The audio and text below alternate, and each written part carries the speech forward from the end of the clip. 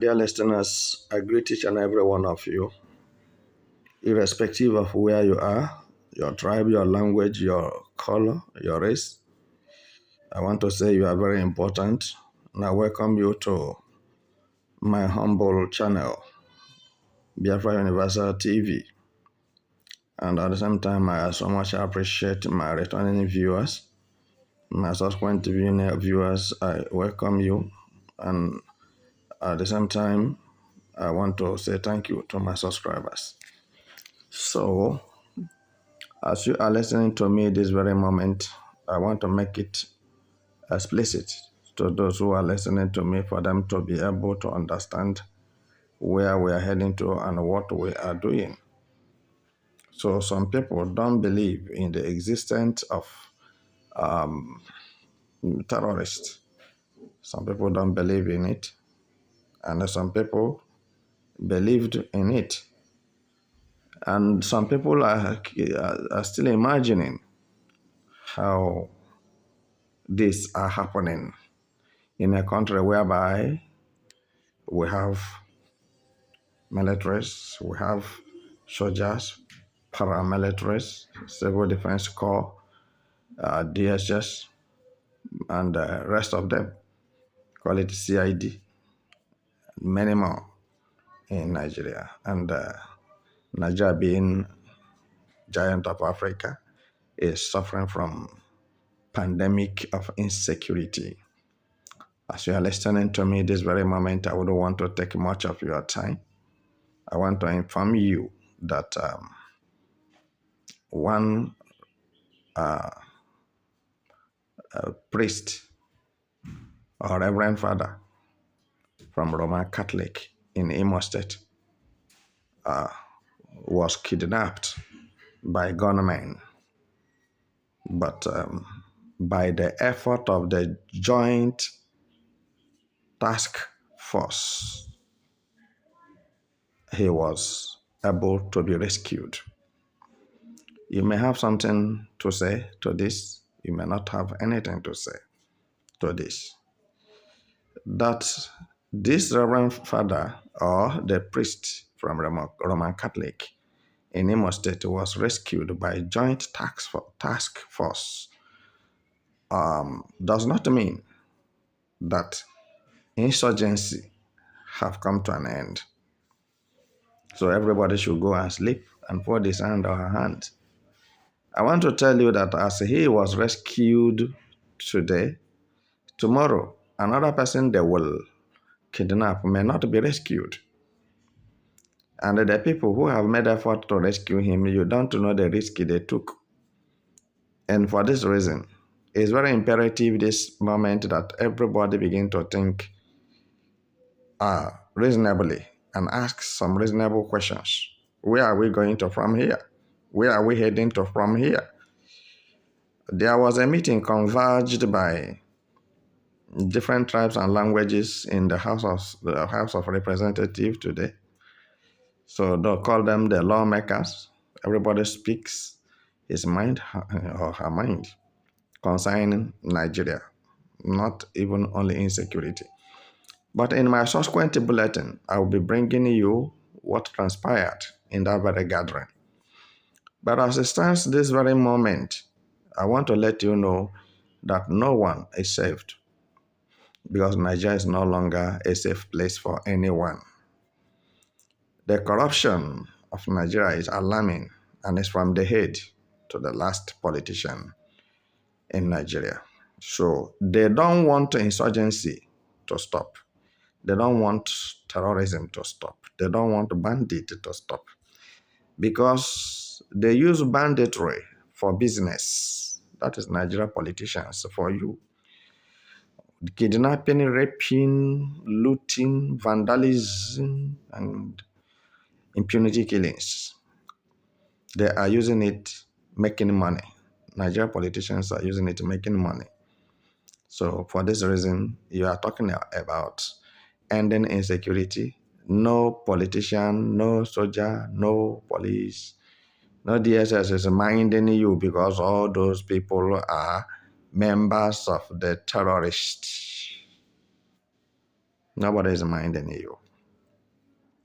Let the priest that was saved today go and celebrate and celebrate her Thanksgiving in the church and give testimony and be very careful about his movement, because the next time they will nab him, he will never see set eyes on Imo State again.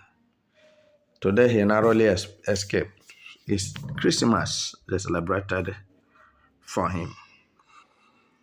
So what I want to say this very moment is that from Buhari's regime, which polluted everywhere, and that was when insurgency fully come to action in 2024, 2020, 2012, 2012, if I'm not mistaken. That was when terrorists and bandits in Nigeria escalated, expanded, have branches and headquarters. Who cares? So, you may doubt me what I'm saying now. Do you know that these reverend fathers you are seeing, they go to Aso Rock and discuss with Buhari, and Buhari will share money to them. That makes them, they keep quiet. The reverend fathers are not talking. The priests are not talking. Roman Catholic is not shaking. Anglican, Presbyterian, I know all of them. Because why? They discuss with Buhari and Aso Rock, and they supported Buhari's regime. And I want to tell you that the middle of Buhari's regime was not sweet for them. But there's nothing they can do, because they have eaten their cake. They're supposed to eat it tomorrow. They've eaten it today. So now, who will they blame? And how can they attack Buhari? Because Buhari has given to them, they eat. They eat without asking. They eat without, investigating. Why are you giving us this money? What's the problem? See, other churches, Pentecostal churches, are on fire every day. Fulani Mieti Alas sets church on fire. Shoot the people in the church on the worshiping days. So now, these reverend fathers you are seeing, these priests you are seeing, they didn't condemn it at all. So also some bishops, Pentecostal bishops, archbishops, reverends, those who believe that they are now big man of God, that terrorists will not come to their church and Fulanis will not near their church. They fully supported Buhari and called him Messiah. And that was when Reverend Mbaka, Father Mbaka, was hailing Buhari that he is another Messiah. That Jonathan, Goodluck Jonathan, is nothing, and he did nothing as a president. He is a failure. So that Buhari have come to save Nigeria. So today, where is Father Mbaka? You know what is going on with him now. You know how they are doing it. All of a sudden, when the thing hit his nose, he discovered that, Erijua for the chooser, that is the worst life. It's like he made a U-turn and repented and relented from praising Buhari, the leader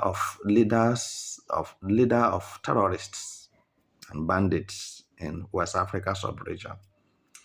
What I'm telling you now is that it is not a new thing for me, and I didn't see it to be a surprising thing. Because the measure you met to another person shall be met back to you. If all these Pentecostal bishops and archbishops and reverends with their big churches and their big monies, they are big men of God. And the Catholic Church, Anglican Church, and the rest of them have risen up since Buhari's 8 years in Asorok. What is happening today will not be happening.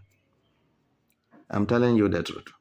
It's very unfortunate that we refuse to speak out. We refuse to say the truth. Both clergy, both whatever you call yourself, truth is but one.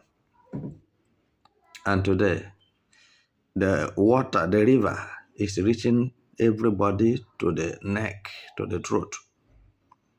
Nobody can deny the impact and the presence of terrorism in Nigeria. Nobody, not even a baby in the womb, can deny it, that he's not feeling the heat, the stress of Tinubu's administration. So, and Tinubu is killing you and telling you not to speak anything, not to say anything, not to shout. If you don't know, all these are the handworks of Tinubu in order. If you ask him now, he will tell you that he's defending his faith in Islamic because it was a purported idea. They sat down, discussed it, and they asked who will they send. Tinubu said he will go, and he knows how he will go.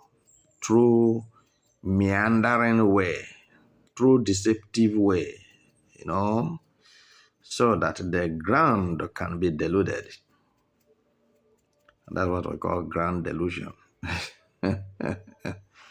You may not like what I'm saying this very moment, but I believe I'm saying the truth.